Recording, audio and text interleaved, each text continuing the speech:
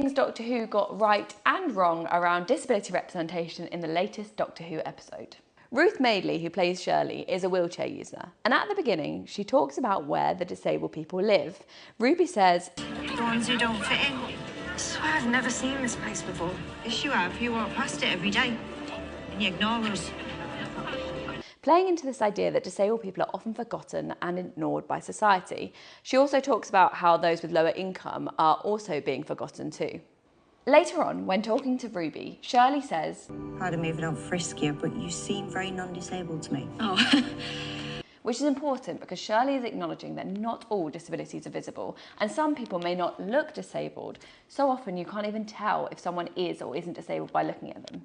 I love the fact that this episode showed a range of disabilities, from wheelchair users to deaf people. Sign language is highlighted in the episode, along with humorous moments. A moment where Ruby is talking to a character and assumes that because they are blind, they must be able to tell that something is off with someone by the sound of their voice. "And that man's hiding something." What can you tell from, the sound of his voice?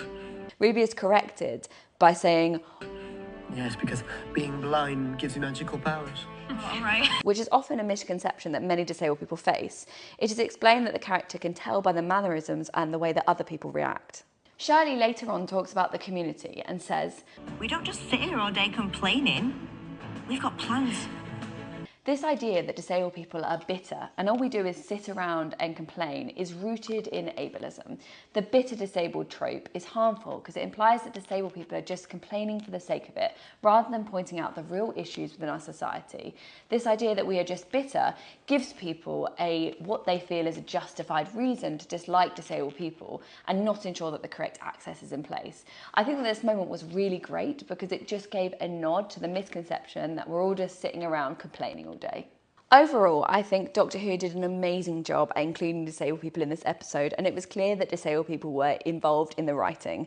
The only thing I would change though, well, I would love to see more disabled people included in the future. Maybe even in roles where they're not talking about disability. A disabled doctor one day, or maybe a companion. What do you think?